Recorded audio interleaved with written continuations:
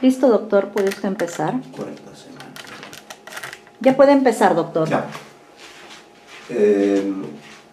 Buenas tardes, estamos reunidos en hoy 4 de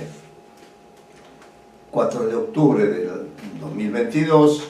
Estamos reunidos, estamos en el aula del curso Literatura Hispanoamericana del siglo XIX.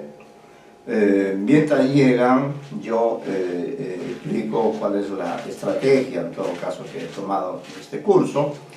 En primer lugar, traté, el sílabus está a la mano, puedo decirlo incluso, hablé de los antecedentes histórico-culturales de la literatura hispanoamericana del siglo XIX, es decir, de una serie de sucesos que no eran todavía parte, está el señor Alvarado, correcto, muy bien. Entonces, hablamos de una serie de sucesos, todo eso nos llevó una semana, luego ya en la segunda semana entramos a trabajar en la generación literaria, una generación literaria libertadora. Señalamos que era una formación neoclásica la que los caracterizaba, y dentro de ellos hablamos de Andrés Bello, ¿no? De él sí hemos hablado, pues, un autor importantísimo, autor de una serie de textos que han mantenido su vigencia. Después, en la tercera semana, hemos hablado de Bartolomé Hidalgo, el autor de los Cien-Litos y Diálogos, que es un antecedente de la gauchesca, como lo veremos más adelante, ¿no? En el caso de Fernández de Lizardi, el periodismo de la literatura, también el surgimiento de la novela, el periquillo Sarmiento. Y también hablamos de Melgar, ¿no? En estas clases de la semana pasada, que fueron clases asincrónicas, fue una fórmula que adopté porque tenía reuniones que coincidían con los horarios del curso. Entonces, acá, digamos, estamos ahora entre la cuarta y la quinta semana, pero ya en esta oportunidad, diríamos, después de haber destacado la labor que cumplieron estos escritores en los inicios del proceso de independencia, y que legaron cada uno de ellos, Fernández de Lizardi, Bartolomé Hidalgo, Mariano Melgar, también José María Heredia, que son un total de 5 autores, ¿no? Después de esta simiente, de esta semilla que ellos dejaron, sucedió que ya en pleno siglo XIX, que es el siglo que estamos estudiando, vamos a decir hacia los años 20, es decir, hacia 1820 en adelante, 20, 30 en adelante, surgió ya un movimiento literario más consolidado. Y esto era lógico porque el tiempo no había pasado en vano, y por tanto ya los países estaban un poco mejor organizados, funcionaban ya de acuerdo a su nuevo estatus de países independientes, auspiciaba una serie de actividades, aunque esto no puede negar el hecho de que aún en el siglo XIX todavía hubiera, por ejemplo, discriminación racial, principalmente contra los afrodescendientes que fueron traídos desde sus lejanos países, fueron traídos E igual pasaba también con los indígenas, tanto en el Perú como en México, que siendo ellos originarios de esa tierra, sin embargo, estos nuevos países que se construyeron no los tomaron en cuenta, no les dieron el tratamiento, no les dieron el estatus que hubiera hecho que Perú, por ejemplo, para pensar solo en nuestro país, no fuera un país tan heterogéneo como lo es, ¿no? Un país tan diverso que geográficamente incluso tiene tres regiones, o hasta 4 considerando el mar, y hasta 8 considerando la tipología que hizo el profesor Javier Pulgar Hidalgo. Él habla de la existencia de 8 regiones en el Perú. Claro, esas 8 regiones están distribuidas en ese inmenso territorio que además físicamente está separado por la cordillera de los Andes, y por eso tenemos la costa, la sierra y la montaña. Pero el análisis de Javier Pulgar Vidal, maestro sanmarquino, demostró pues que de una manera más fina, más analítica, que el territorio peruano tenía más regiones, ¿no? Y bueno, hubo muchos otros sucesos que son importantes en el caso del Perú, pero sobre todo, a partir de esta clase, vamos a trabajar ya con el primer movimiento literario que tiene una amplitud mayor que el ciclo anterior de 5 autores a los que denominamos la generación libertadora, ¿no? Y entonces tengo unas notas aquí para no enredarme, tengo unas notas aquí que algunas, sí, que ustedes también tienen, corresponde al romanticismo hispanoamericano y el realismo que veremos todavía más adelante, ¿no? En todo caso, el movimiento que tuvo mucha fuerza en nuestro continente fue este romanticismo, que para variar también es un movimiento literario procedente de Europa, ¿no? Entonces no es el romanticismo hispanoamericano no es algo autónomo, no es algo libre, propio de nuestro continente, no. El romanticismo es, nuestro romanticismo no es sino, diríamos, la versión hispanoamericana del romanticismo europeo, un poco más antiguo, ¿no? Y como claro, casi todos los escritores hispanoamericanos y muchas personas viajaron a Europa, allí pues, estuvieron en condiciones de ver cuáles eran las nuevas orientaciones literarias y se encontraron con este fenómeno llamado el romanticismo, ¿no? Que se oponía, pues, que pretendía rescatar lo original, lo propio de cualquier lugar, ¿no? Que se oponía al neoclasicismo en cuanto a sus recursos inflexibles. El romanticismo trajo una producción literaria más variada, por cierto, también siguieron las pautas que habían dado los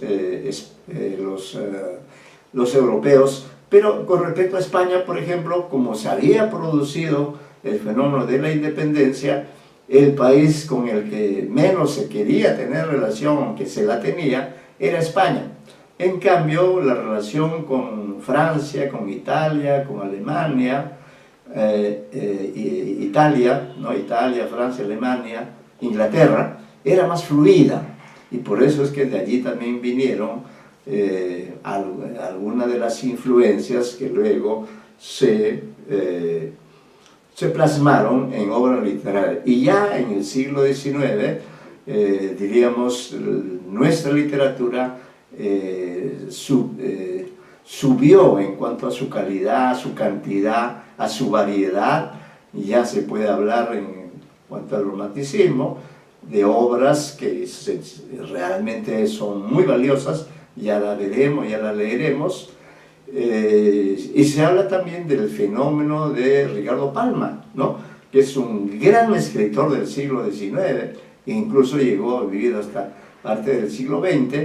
Él estuvo de una manera no tan cercana como el romanticismo, porque además el romanticismo peruano no fue muy consistente, no tuvo, por ejemplo, la categoría, la trascendencia que tuvo el romanticismo argentino, principalmente, ¿no?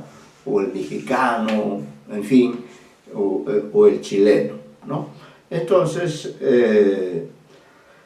leemos estas notas y cuando haya necesidad nos podemos detener para dialogar también. Dice, hay muchas versiones acerca del desarrollo del romanticismo, que fue un vasto movimiento de renovación en todas las áreas y actividades realizadas por el ser humano. Entonces, fue un cambio en el modo de vida. Como ha sido lo usual, nació en Europa entre el siglo XVIII y el XIX. Por eso digo, el romanticismo europeo es más antiguo. Y desde allí se extendió hacia todas las áreas sujetas a su influencia, desde hace muchos años. Por ello hemos decidido beneficiarnos de los planteamientos de una maestra mexicana y luego hurgaremos en otras fuentes para ampliar y leer directamente a los autores románticos.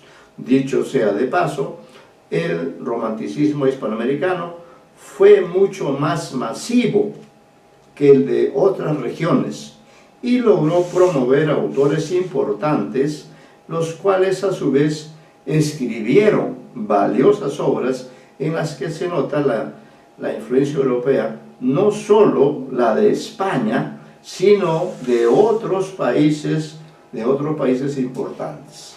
Con ello hemos ganado la posibilidad de leer y estudiar la originalidad y las propuestas válidas logradas por nuestros escritores. De todos modos, se hacía una necesaria renovación con respecto al neoclasicismo. Ese es el sentido por el cual hemos asumido los aportes de una experta autora mexicana.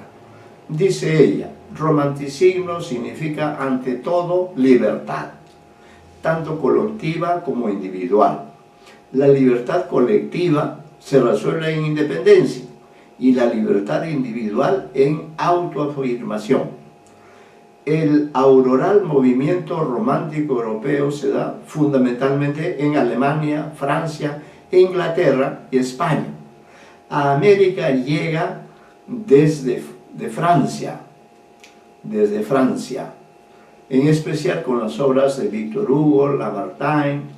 De Alemania viene Novalis, de Inglaterra llega Byron y de España citemos a Larra, Espronceda, José Zorrilla y el Duque de Rivas. Sin embargo, la América que rompe el yugo colonial un poco antes no recoge con beneplácito los lineamientos marcados por España. La herida reciente de la independencia hace que los escritores vuelvan los ojos a Francia e Inglaterra en busca de espíritus a los cuales acogerse, ¿no? Entonces el romanticismo fue la libertad para nosotros, sin duda, ¿no? Porque nosotros nos habíamos liberado, por lo menos formalmente. Entonces, dentro de este clima de libertad, es lógico que prosperara un movimiento que justamente incitaba a eso, incitaba a la renovación, a la libertad. Y la literatura siempre pues está atenta a estos requerimientos y por tanto nuestros escritores de diferentes países se acogieron a este movimiento, ¿no? Dice, tras el triunfo de las luchas independentistas, lamentablemente los países emancipados habrían de experimentar nuevos y graves problemas. Un ejemplo, los grandes caudillos se convirtieron en los grandes dictadores. Esto es algo cierto, ¿no?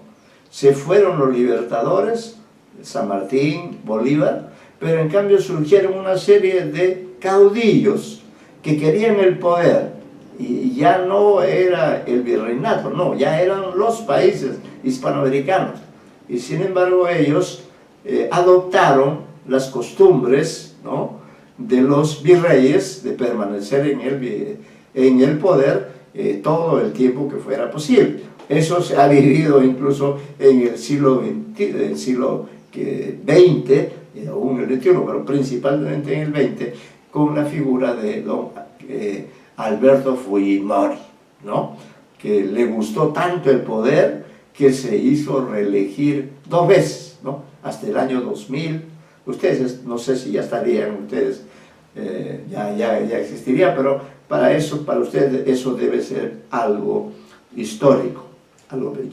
Yo se lo transmito para que sepamos que el caudillismo ha sido uno de los grandes males, ¿no?, de nuestros países, porque esos caudillos permanecieron más del tiempo necesario y no hicieron nada, más bien empobrecieron a nuestras repúblicas.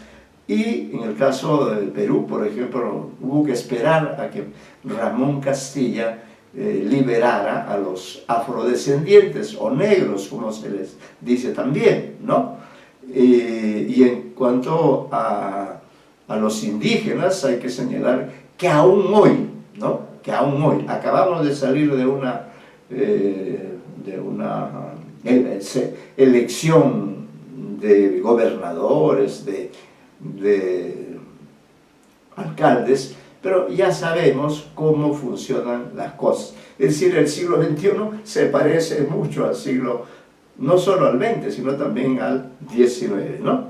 Dice, un ejemplo, los grandes caudillos se convirtieron en los grandes dictadores. Especialmente en Argentina, se crearon 2 bandos perfectamente diferenciados.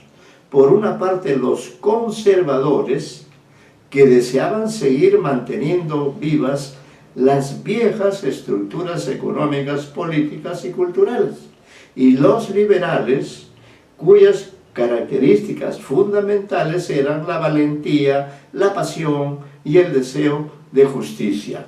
Una valentía que lo mismo se da en el campo de las letras que en el de las armas y la política, y una pasión que rompe con los cánones estéticos del siglo XVIII, es decir, el neoclasicismo. Ahora, en cambio, exaltan la naturaleza como parte de su identidad, y bueno, eso ya lo había hecho la generación libertadora, y crean una literatura que, a pesar de sus deficiencias formales, posee el dinamismo y la fuerza necesarias para imprimir la vitalidad y frescura que nos hace consideradas como partes importantísimas de la historia literaria de Hispanoamérica. Además de ese afán libertario que se desprende del espíritu romántico, existen otros factores que son particulares de este movimiento.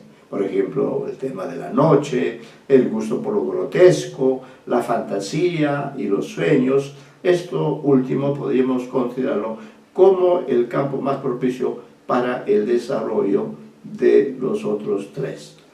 Indudablemente, el romanticismo más importante a nivel, yo diría, de toda Hispanoamérica, el romanticismo argentino fue el más importante, el más trascendente, por una serie de razones que quizá iremos señalando aquí, y si considero que habría que tomar en cuenta algo más, lo haremos, ¿no? Pero por eso hay que señalar que el romanticismo argentino fue el más audaz, fue el más ambicioso. Tuvo contradicciones, claro que las tuvo, tuvo fallas.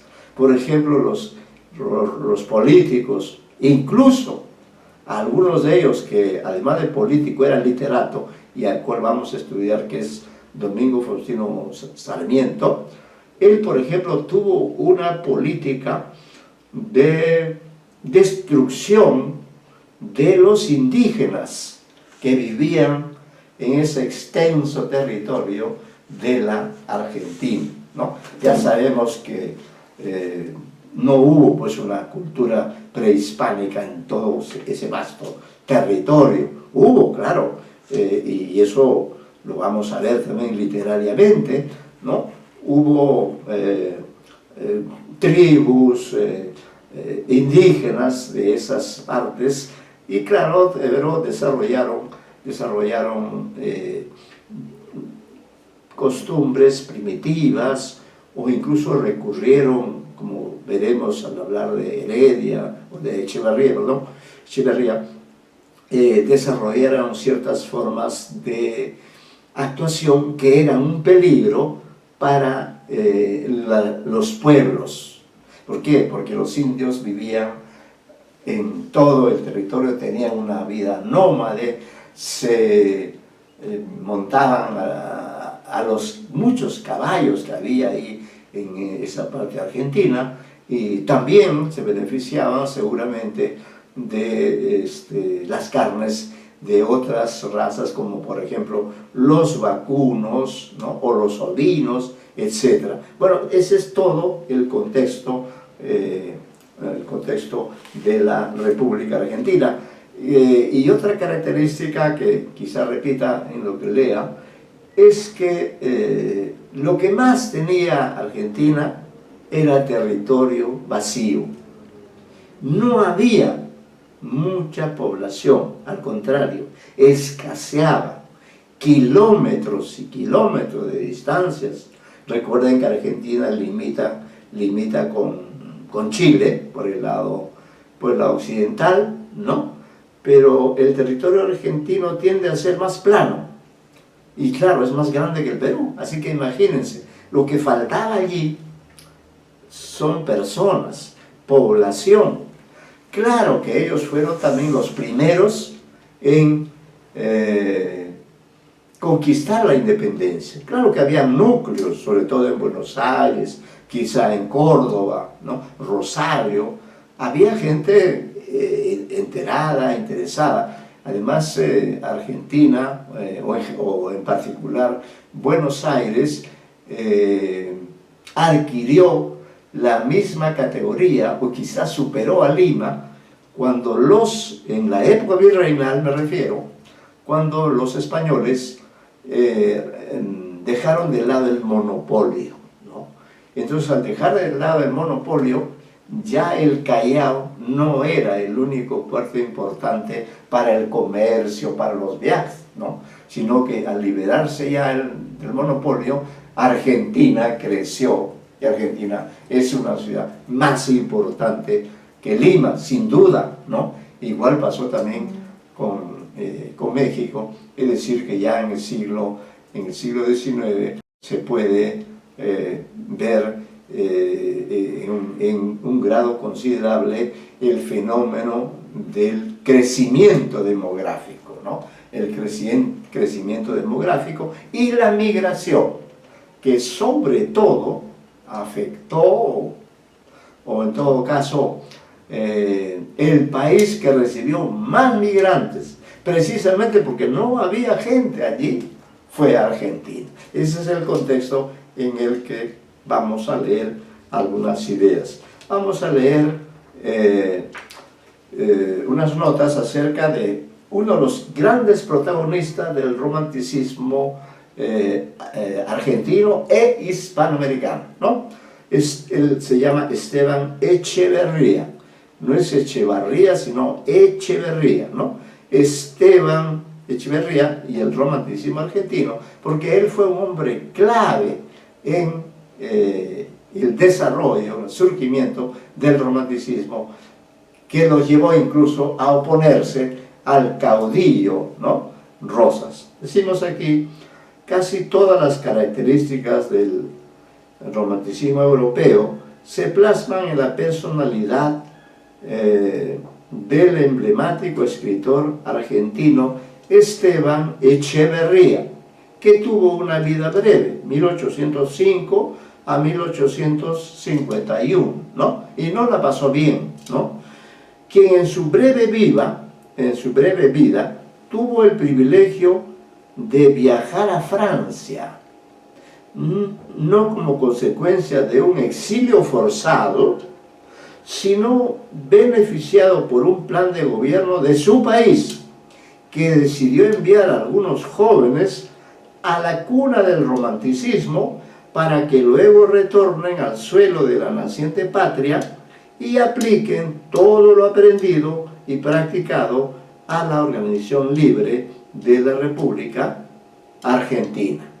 Entonces, Esteban Echeverría fue uno de esos seleccionados, ¿no?, jóvenes argentinos para ir y beber en Europa, ¿no?, en Francia principalmente, quizá Italia, quizá Inglaterra, Alemania, en menor medida España.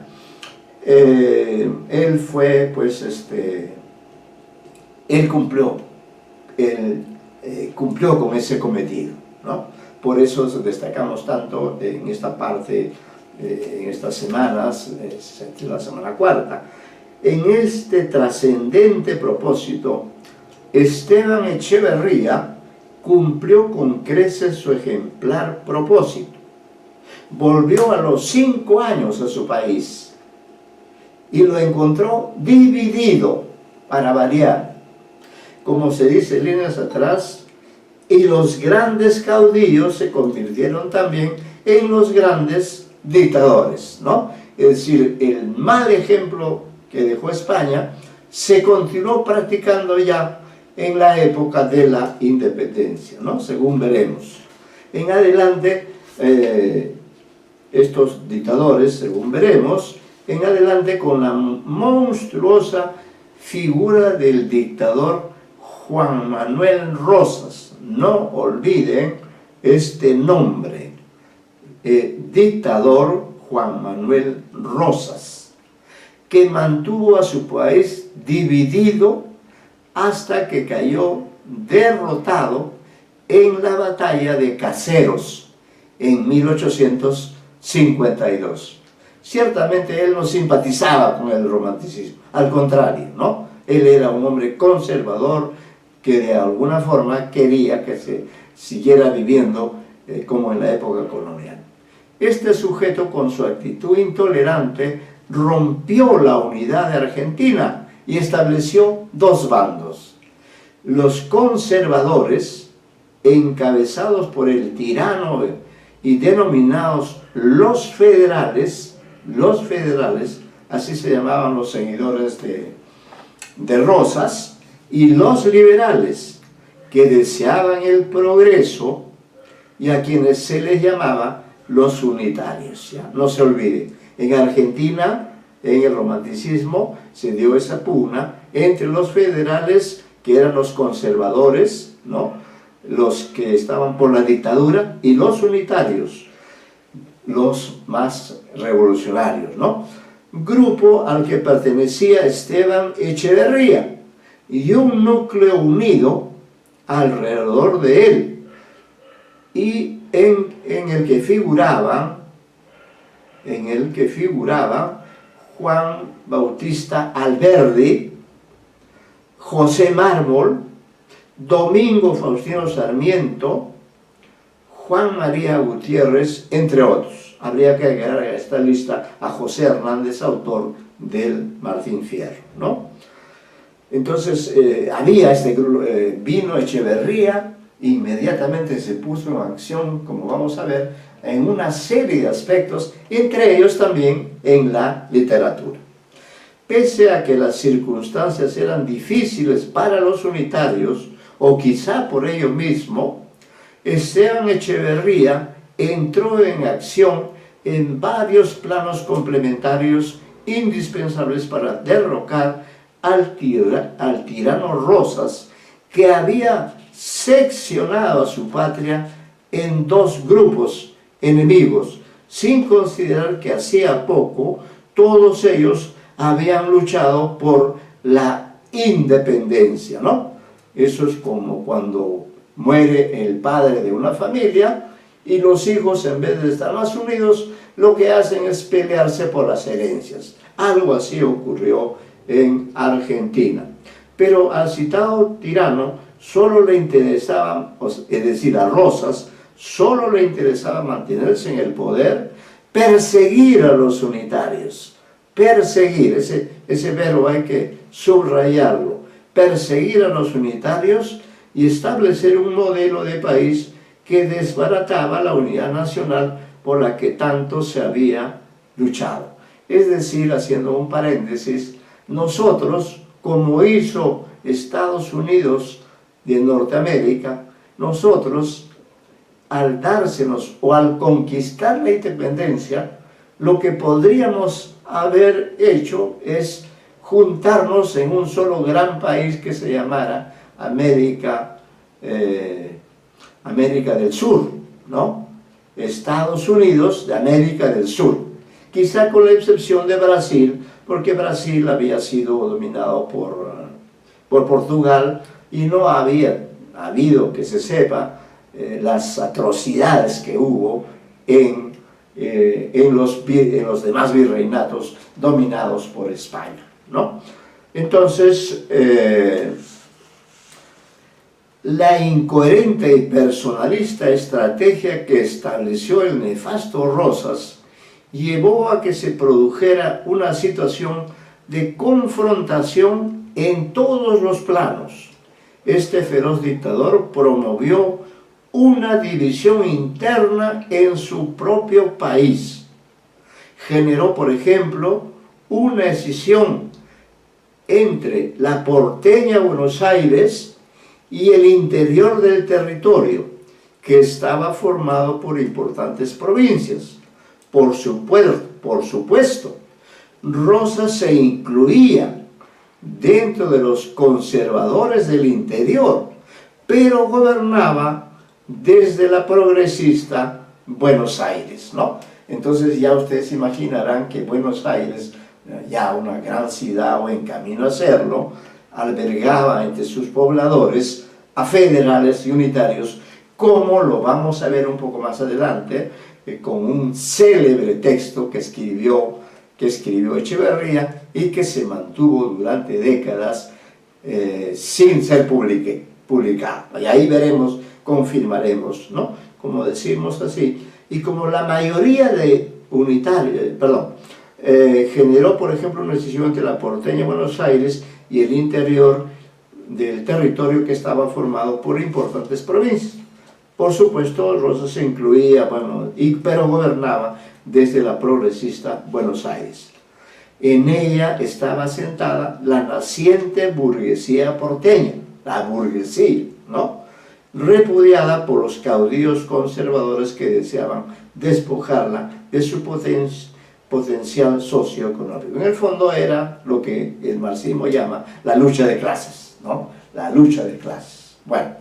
Y como la mayoría de unitarios residía en Buenos Aires, así como ocurre en el Perú, que las personas más importantes están en Lima, ¿no? Allí también ocurría lo mismo, ¿no?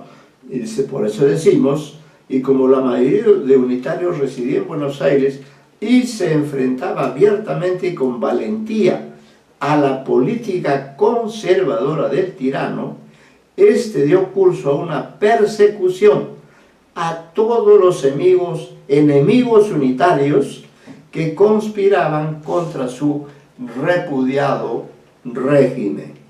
Echeverría, por supuesto, era uno de sus rivales más peligrosos, porque él afrontó todos los peligros y planes que Rosas ejecutó contra sus enemigos peligrosos.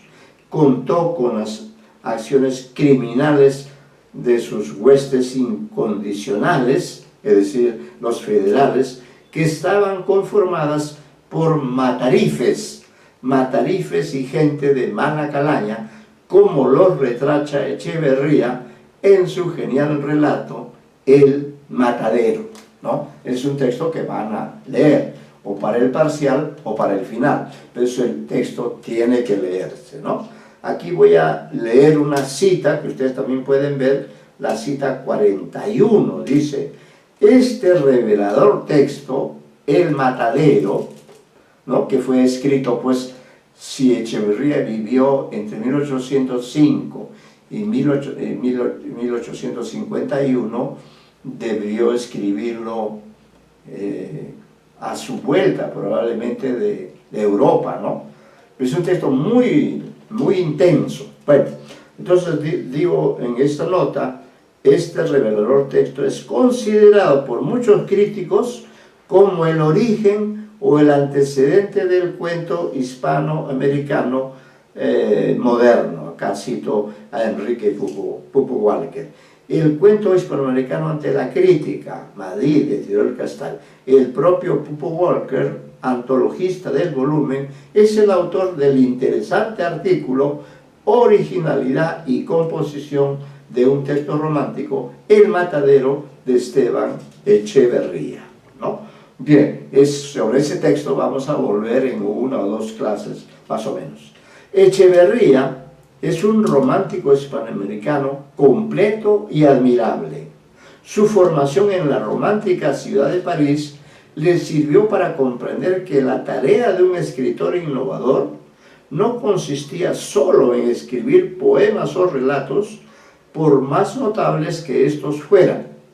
Luchar contra la tiranía, la ignorancia y el crimen de los conservadores rosistas implicaba organizarse y luchar con todas las armas, las bélicas, las organizaciones y los artículos periodísticos en contra del enemigo, y significaba además redactar un documento serio y sesudo que sirviera de soporte para sentar las bases diferentes de un país que intentaba ser democrático e igualitario. Echeverría efectuó todas esas tareas y por eso fue forzado a sufrir el castigo del exilio. Hagamos un pequeño recuento de todo lo que logró este joven revolucionario e ideólogo rioplatense.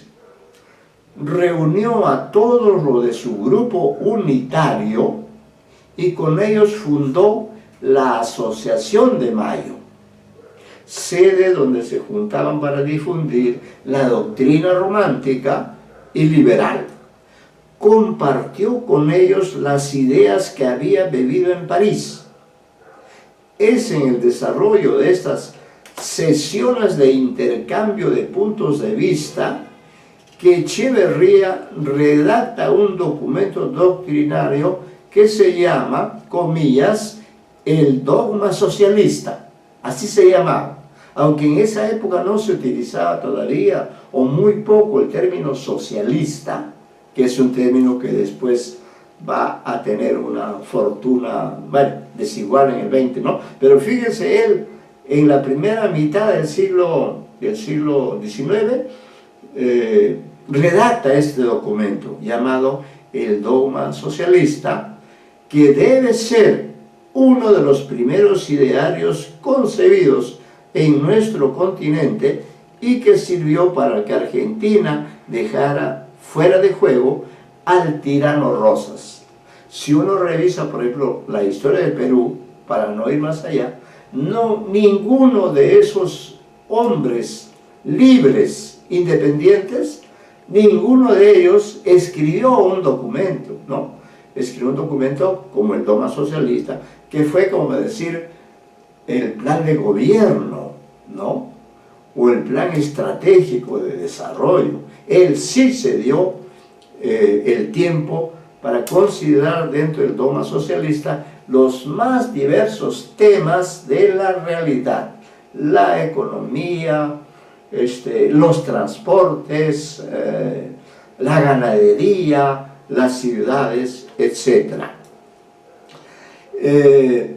Este texto es de gran contenido ideológico, abarca todos los aspectos materiales, educativos, políticos, administrativos que comprende la construcción ordenada y democrática de una república.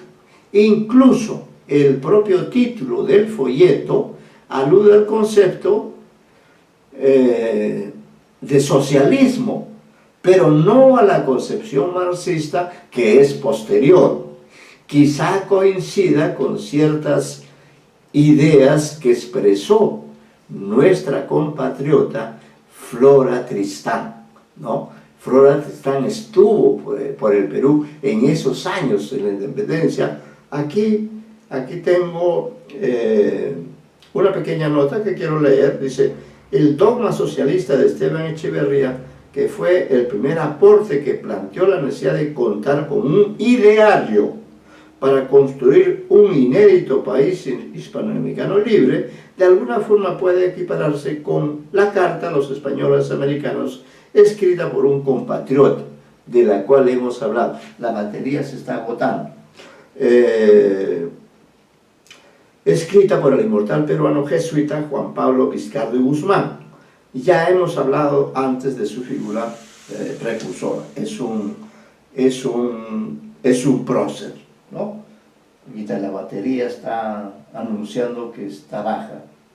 A ver, vamos a esperar un minuto. Creo que la batería... ¿Me escuchan? Sí, se escucha. Ah, ya. Entonces no me preocupo de ese problema, ¿no? No, se está escuchando perfectamente. Ya, perfecto, ya. Entonces, dice, bueno, ya. Lo cierto es que Echeverría hizo muchos aportes en los más diferentes campos del conocimiento, del saber, qué sé yo, de la vida cotidiana. Pero también tuvo aportes literarios, ¿no? Entre ellos el ya mencionado cuento El Matadero. Por eso acá ponemos una parte que se llama Los aportes literarios de Esteban Echeverría. Y no sé si en lo que se ha subido, Magíster, hay algún material adicional sobre Echeverría. Debe estar ahí, ¿no? No, de ¿No? Echeverría creo que no. No se ha subido Creo nada. que Ya. Bueno, y ya se subirá después entonces, ¿no? Bueno, los Se ha aportes... subido todo lo que usted indicó hasta la semana 4.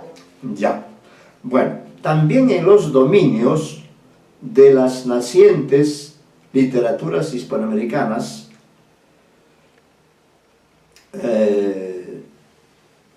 Echeverría se dio tiempo y concentración e inspiración para crear ciertos textos de gran significado por su valor artístico y de contenido. Además de su validad intrínseca, fueron lo suficientemente motivadores para orientar el futuro trabajo literario que se realizó, por ejemplo, en los dominios de la literatura gauchesca, de la que hablaremos más adelante, ¿no?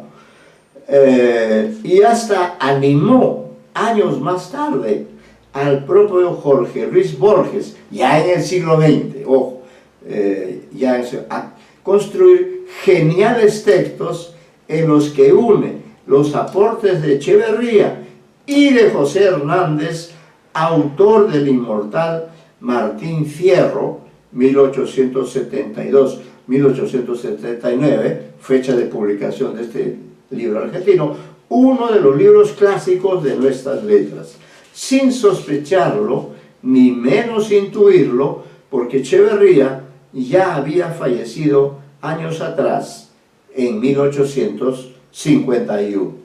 Sus dos principales textos literarios han sido esenciales para que la futura literatura argentina hiciera justicia a uno de sus antecesores.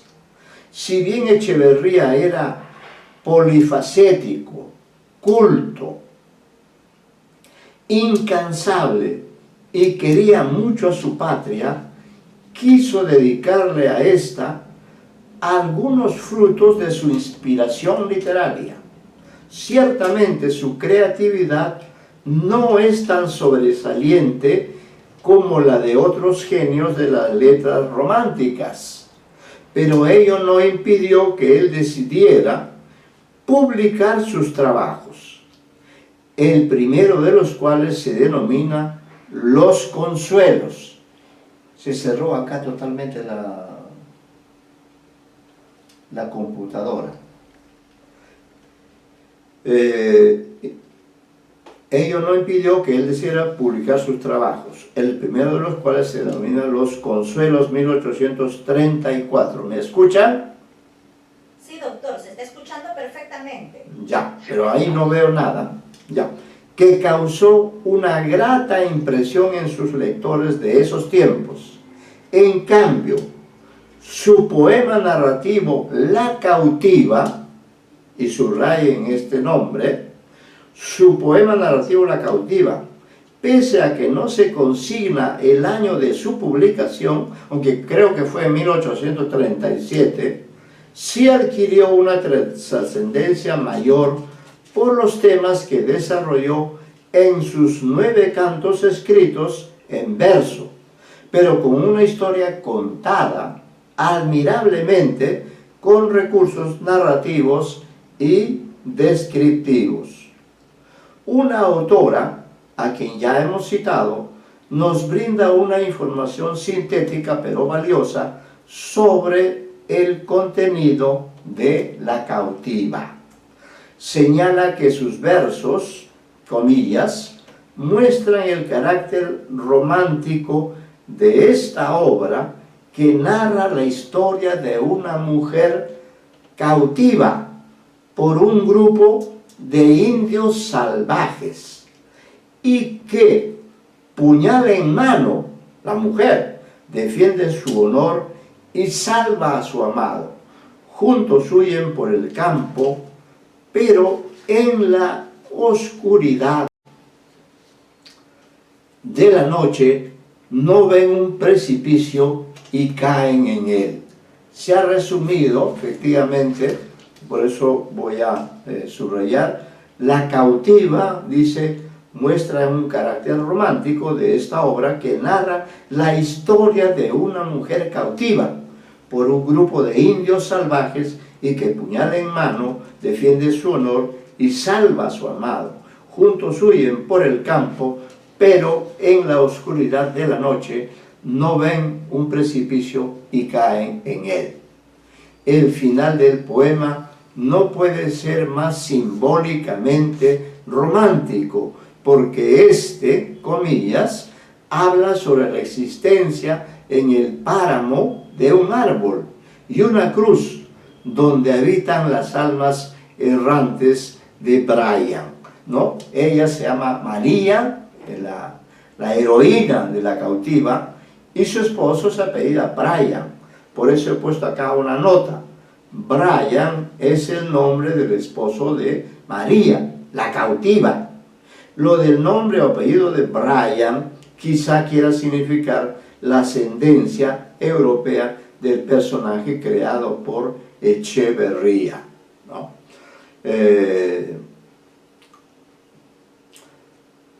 Y su amada, como concluye nuestra antes citada autora. La Cautiva, publicada por Echeverría, juega un indudable rol fundador en relación con la incipiente literatura del país sureño, pero ha sido criticada por algunos excesos que quizás sean consecuencia de la excesiva identificación del escritor argentino con sus maestros europeos. Se sintió deslumbrado por las magias verbales de Lord Byron y de otros románticos a quienes leyó con fervor. a propósito de Lord Byron y de su probable influjo en Echeverría, recomendamos leer, comillas, El prisionero de Chaillon, debe ser, comillas, del citado autor, ¿no? Sí, este es un dato que está tomado además de un especialista en Echeverría. Es de justicia señalar que algunos críticos argentinos han resaltado los aspectos negativos o exagerados. Uno de ellos, luego de exponer un enfoque exhaustivo y de efectuar una evaluación de la amplia escritura literaria de Echeverría, concluye de este modo, comillas, de toda su producción poética, lo que aún puede interesar por la vigencia que puede conservar es La cautiva, poema en el que pese al desbordamiento intelectual está presente una realidad que importa recuperar como tal, sin contar con lo que implica en el campo estrictamente literario como una inauguración de una problemática.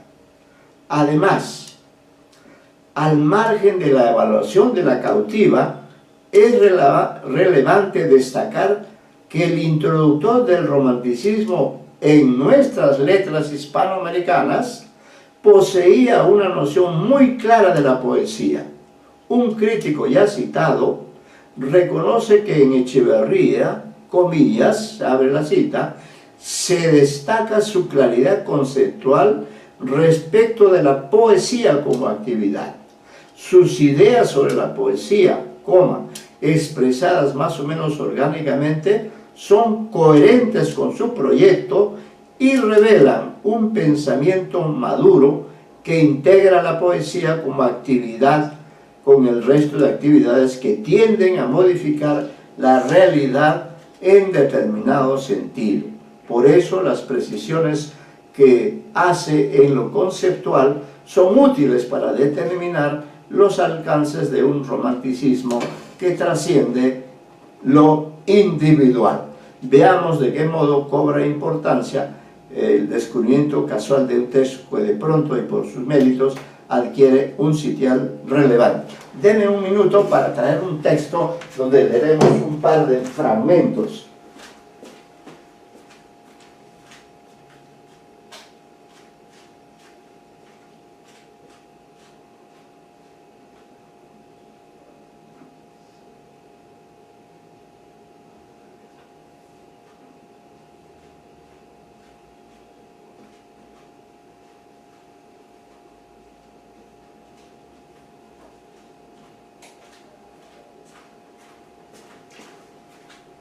Disculpen, acá hay un material que seguramente después subiremos, pero se los leo antes de entrar al tema del matadero, ¿no? Son dos fragmentos. Yo creo que La cautiva es una obra muy significativa para la Argentina del 19, porque plantea a través de esta historia romántica de una mujer, María, que salva a su marido, ¿no? Nos está planteando allí varias cuestiones importantes de Argentina. ¿Cuáles son? Por ejemplo, como ya hemos señalado, el hecho de que es un territorio inmensamente grande, pero escasamente poblado. Allí toma entonces Echeverría, como uno de los tópicos, como vamos a ver, toma este problema de Argentina, les hace ver, les dice, mire, este es un territorio amplísimo, ¿no? Lo otro, que también ya hemos señalado, el hecho de que en este extensísimo territorio vivían allí en condiciones muy precarias estos indios salvajes, ¿no? Los que de vez en cuando atacaban a los pueblos que se habían constituido o que se estaban constituyendo, muchos de ellos con presencia de migrantes europeos, ¿no? Entonces allí también destaca Echeverría la presencia de ese indio salvaje, primitivo, ¿no? Que constituye un peligro para los argentinos que viven ya en forma más moderna, ¿no? Eso tiene relación, por ejemplo, con el texto Historia, un texto que hemos asignado, creo que es en otro curso. Sí, en ese texto entonces se hace referencia a lo peligroso que significaba la presencia de estos indios, ¿no? Salvajes propiamente, y que causaban destrozos, secuestraban a la gente, que es lo que ocurre precisamente en esta obra llamada La Cautiva, de la cual, observen, escuchen, creo que no tienen ese texto, ¿no? Pero este poema está dividido en 9 partes. Me parece que hay un epílogo. Yo he perdido la edición de ese texto, ¿no? Está escrito, es una especie de poema descriptivo, narrativo, con una historia, fíjense ustedes, muy romántica. La historia de estos indios salvajes que secuestran a este soldado argentino y a su esposa, ella estaba con un hijito, y se los llevan, pero ella logra liberarse de estos secuestradores salvajes, y logra liberarse, salva a su propio marido, pero como se dice acá en ese resumen, hay un momento en que caen y mueren, ¿no? Y como corolario de esta historia hay un ombú, se dice que hay allí un ombú, un árbol gigantesco, y que allí probablemente constituye un recuerdo de esta historia trágica. Vean, en estos versos breves que voy a leer incluso la introducción para aumentar el conocimiento sobre este importante texto. Dice: Esteban Echeverría es el iniciador del romanticismo en la literatura argentina y el primer teórico de ese movimiento en América. En 1832, 2 años después de su regreso a Europa, o sea que regresó en 1830, publica Elvira o La novia del Plata, con el cual se abre la expresión romántica en lengua castellana. En 1837, en su libro de poesías Rimas, ¿no? Rimas es el nombre con que uno identifica a Gustavo Adolfo Bécquer, ¿no? Entonces, Echeverría también publica este libro llamado Rimas. Dice, en su libro de poesía Rimas, incluye el poema La Cautiva, escrito con la intención de incorporar elementos de, comillas, color local, de la realidad idealizada y de la naturaleza como fruto misterioso de la divinidad. Entonces, en estos breves versos, ¿no? Se habla del desierto.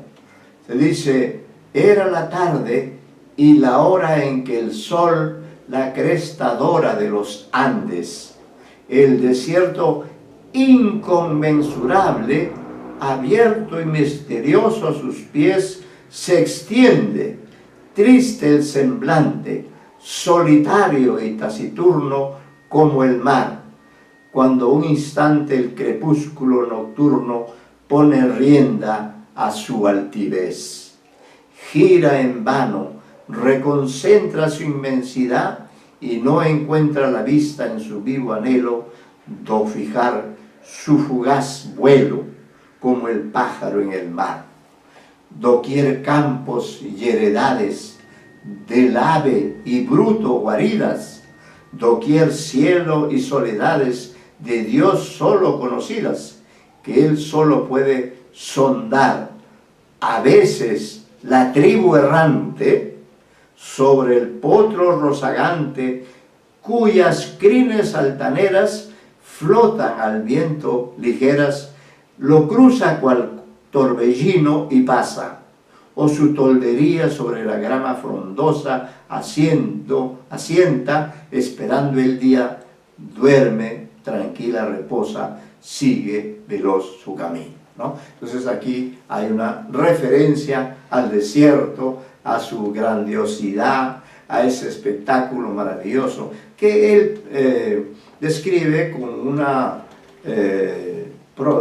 poesía, claro que no es de tan alta calidad, pero el valor está en que él les hace ver a los argentinos su propio territorio, también la presencia de los indios, que incluso a veces están mencionados incluso en estos versos que he leído, donde se describe la Pampa y la existencia de estas tribus. Luego hay otro texto que vamos a leer, ¿no?, sobre la cautiva. Dice este fragmento, dice: la cautiva incorpora la literatura argentina, y en esto también Echeverría es un fundador, incorpora el tema del indio como una fuerza ciega de la naturaleza. Entonces aquí también en ese mismo capítulo que se llama El desierto, ¿no?, dice: entonces, como el ruido que suele hacer el tronido cuando retumba lejano, se oyó en el tranquilo llano sordo y confuso clamor, se perdió, y luego violento, como baladro espantoso de turba inmensa, en el viento se dilató sonoroso, dando a los brutos pavor. Bajo la planta sonante del ágil potro arrogante, el duro suelo temblaba, y envuelto en polvo cruzaba, como animado tropel, velozmente cabalgando. Víanse lanzas agudas, cabezas, crines ondeando, y como formas desnudas de aspecto extraño y cruel. ¿Quién es? ¿Qué insensata turba con su alarido perturba las calladas soledades de Dios? Dolas tempestadas solo se oyen resonar. ¿Qué humana planta orgullosa se atreve a hollar el desierto cuando todo en él reposa? ¿Quién viene seguro puerto en sus yermos a buscar? Oíd, ya se acerca el bando de salvajes, atronando todo el campo con vecino. Mirad, como torbellino yende el espacio veloz, el fiero ímpetu no enfrena del bruto que arroja espuma, vaga al viento su melena, y con ligereza suma pasa en ademán atroz. ¿Dónde va? ¿De dónde viene? ¿De qué su gozo proviene? ¿Por qué grita? Corre, vuela, clavando al bruto la espuela sin mirar alrededor. Ved que las puntas ufanas de sus lanzas por despojos llevan cabezas humanas, cuyos inflamados ojos respiran aún furor. Como vemos en este segundo capítulo, también ambientado en ese mismo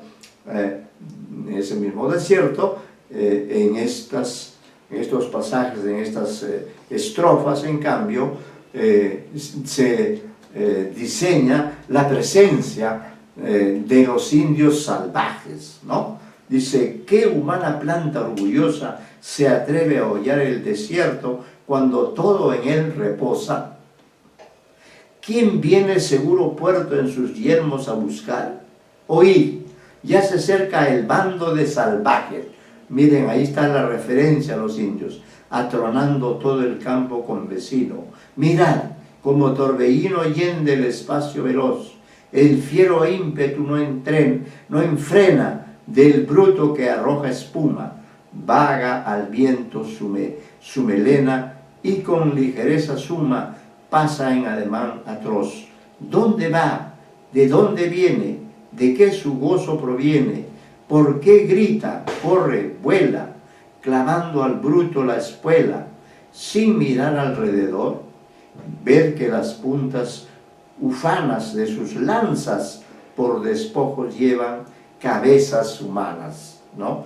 Cuyos inflamados ojos respiran a un furor. Entonces, en este sentido, Echeverría, pues, en este poema, La cautiva, en 9 cantos y un epílogo, desarrolla toda su inspiración para presentar a todos los propios argentinos y a los que llegan a ese país, presentar este desierto, ¿no? El desierto era el mayor tesoro de Argentina, porque esas tierras eran fértiles, había allí ganado de toda clase, habían caballos también, bovinos, vacunos, por supuesto una suma de pájaros de diversa especie.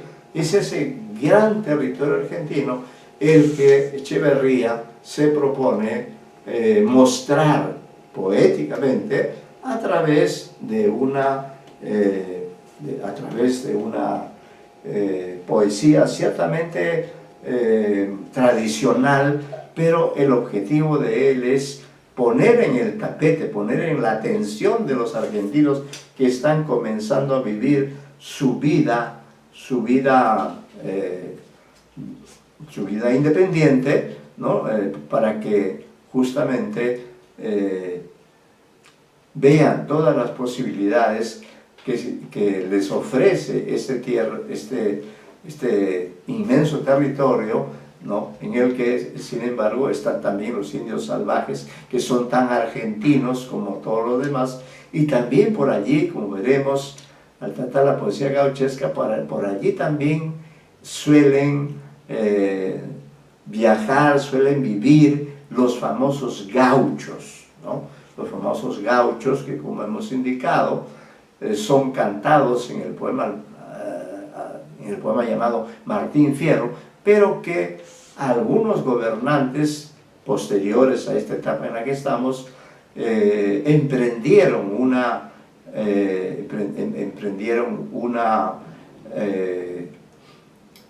persecución en contra de estos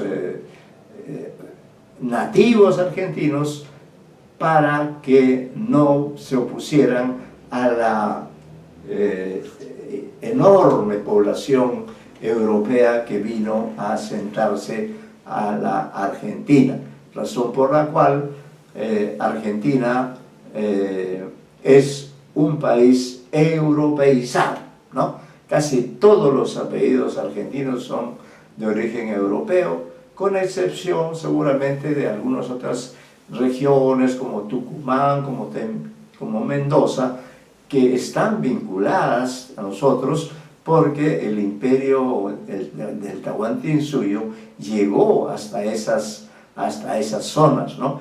Y algunos cantantes contemporáneos caracterizados y que son conscientes del vínculo con la cultura andina, han hecho de su arte una expresión también de esa América autóctona, ¿no? Me refiero, por ejemplo, a un famoso cantor a quien ustedes no han conocido, Atahualpa Yupanqui. Miren, hasta el nombre del artista es un nombre típicamente andino, ¿no? Atahualpa, el nombre de un soberano inca, Yupanqui, que también es un apellido de origen andino, ¿no? Y la otra persona, la otra gran cantora de esta cultura es también Mercedes Sosa, ¿no? Estos han sido dos grandes cantores argentinos, ¿no? Que seguramente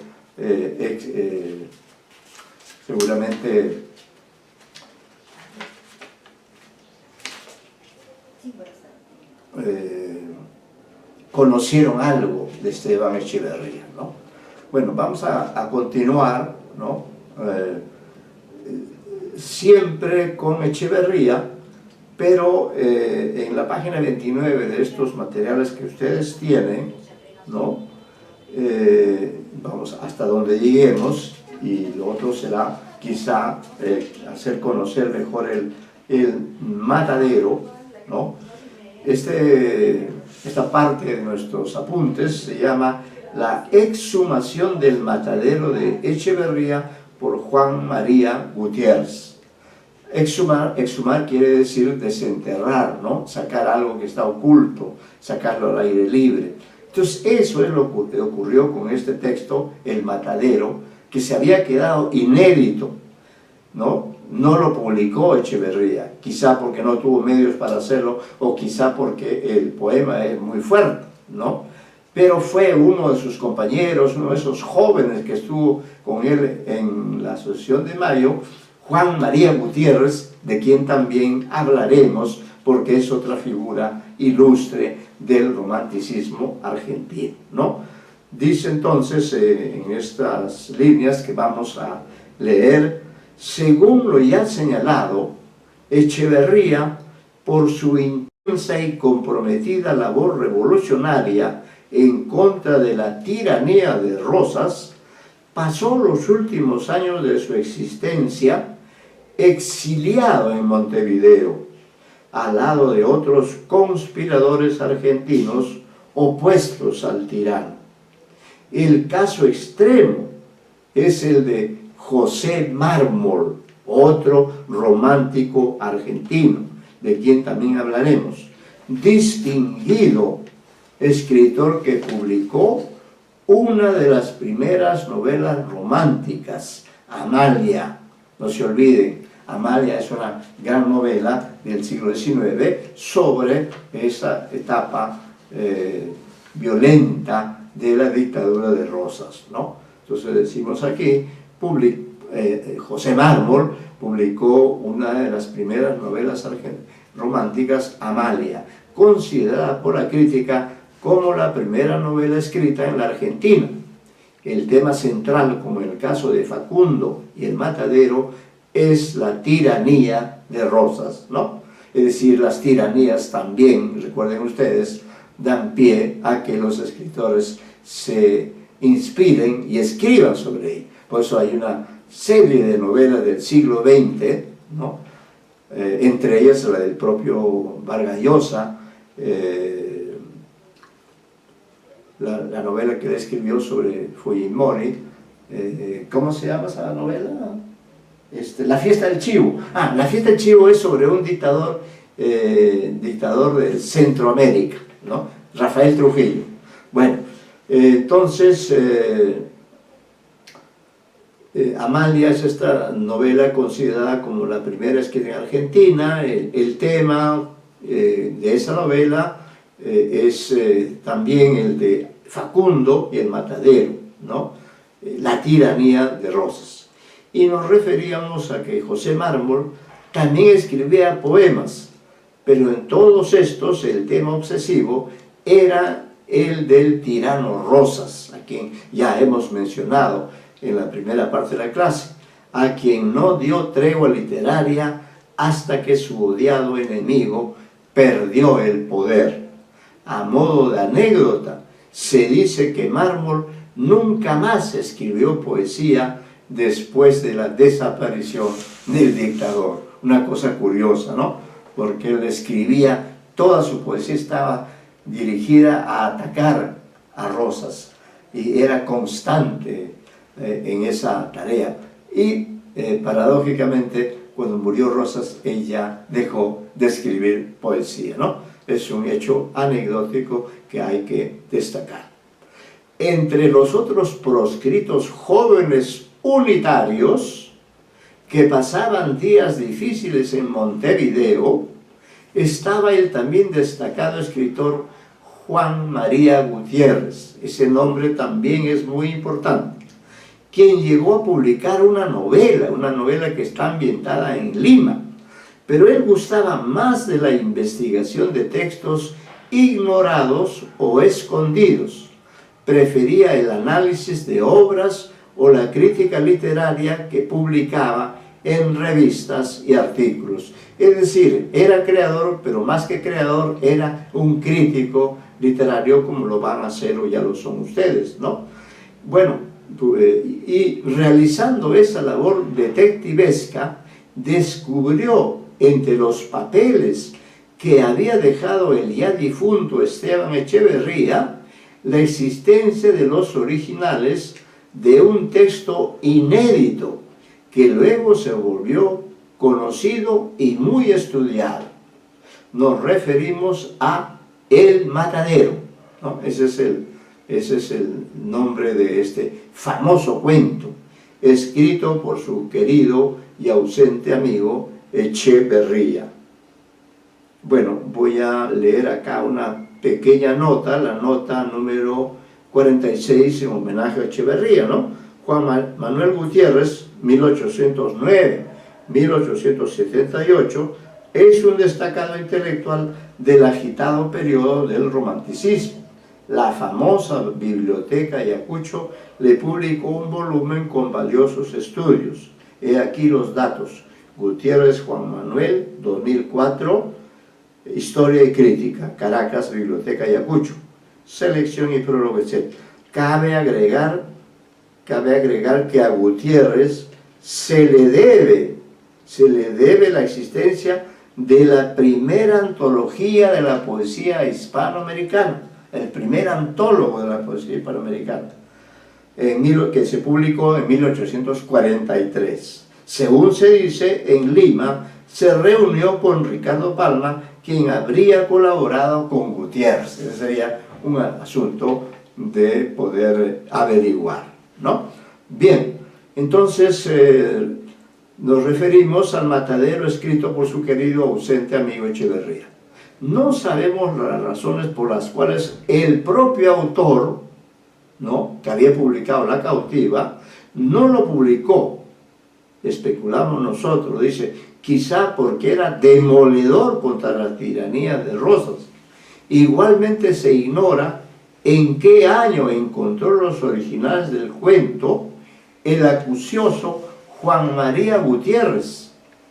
Es posible que la prudencia del crítico, por las posibles reacciones de los iracundos seguidores del fenecido, influyera en la demora de la edición, la cual salió recién en 1781, cuando, fíjese, ya habían pasado años y él había muerto hace décadas.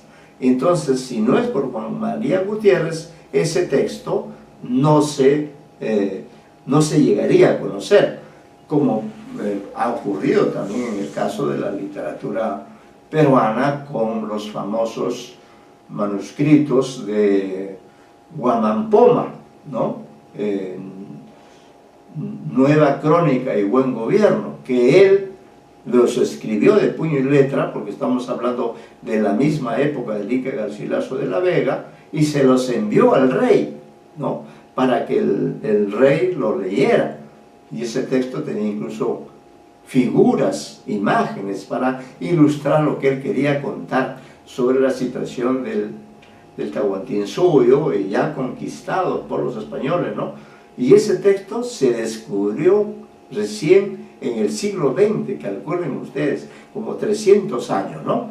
En cambio aquí el descubrimiento se produce por lo menos más de 20, ¿no? Entre 20 y 30 años después, recién se publica en 1781.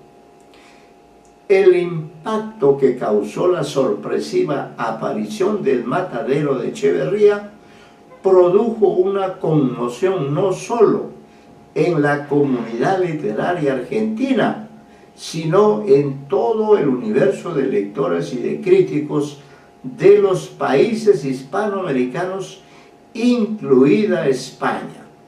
Y vamos a leer y analizar el famoso texto con el cual, según los críticos, se inicia el cuento moderno hispanoamericano, aunque tardíamente, ¿no? 1871.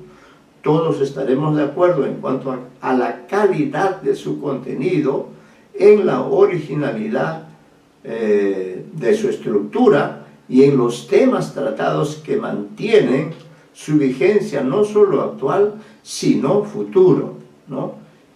Bueno, y acá repito algo que ya he dicho, es un caso de descubrimiento suele ocurrir en el mundo real o en el de la ficción.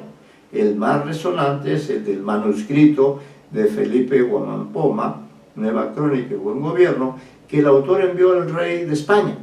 El voluminoso códice que debió llegar a la península nunca llegó y fue descubierto después de varios siglos en Copenhague, ¿no? Que es capital de Dinamarca, si no me equivoco. Su aparición ha generado un revuelo inusual en el mundo académico, ¿no? Entonces este texto se ha vuelto un objeto de estudio para investigadores extranjeros y peruanos, ¿no? Entre ellos, por ejemplo, este investigador norteamericano, Rolena Adorno, ¿no? Bueno, entonces, en relación con este texto, El Matadero, y con esto ya vamos terminando, no olvidemos que en La Cautiva y en El Matadero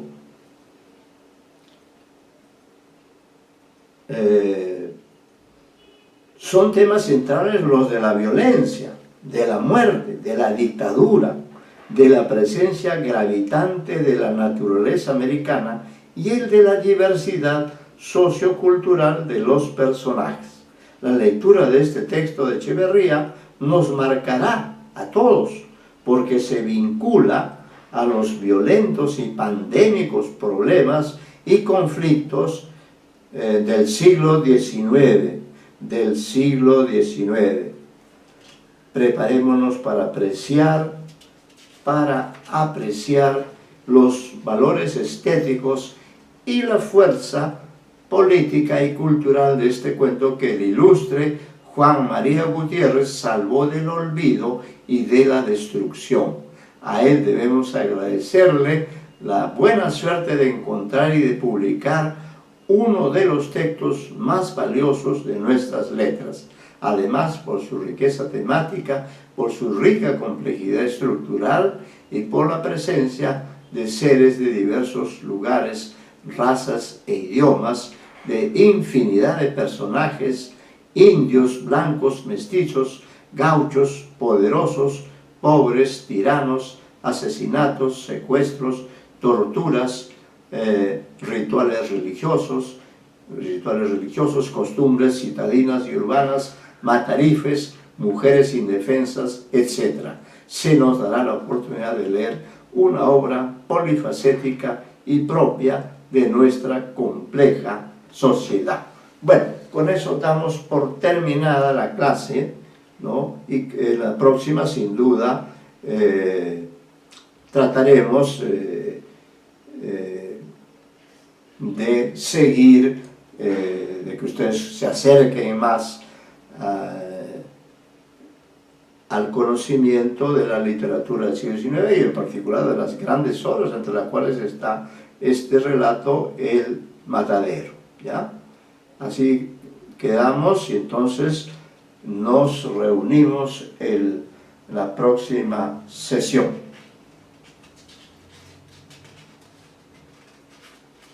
Muchas gracias.